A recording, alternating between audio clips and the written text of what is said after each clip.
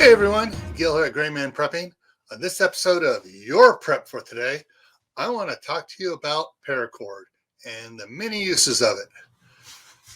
Now, back when I was a little guy, we didn't have Paracord. What we had was clothesline, twines, the cotton twines, the hemp twines for bundling up newspapers and stuff, and doing all sorts of fun things with.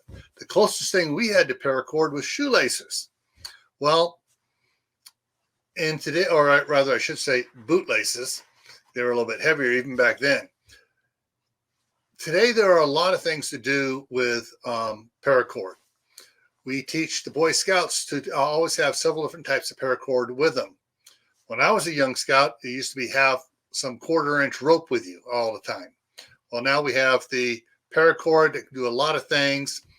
So there, if you look into paracords, you can do a lot of cool stuff with it. You can craft with paracord.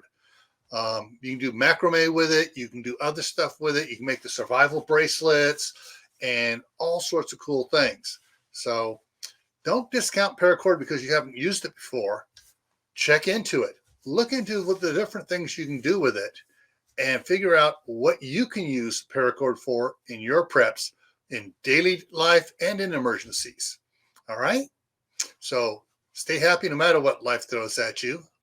Stay safe. Don't go out and do anything foolish. Keep adding to your preps water, food, medicines, clothing, and all the other things you need to make your daily life more simple and comfortable. Why? Well, this is why.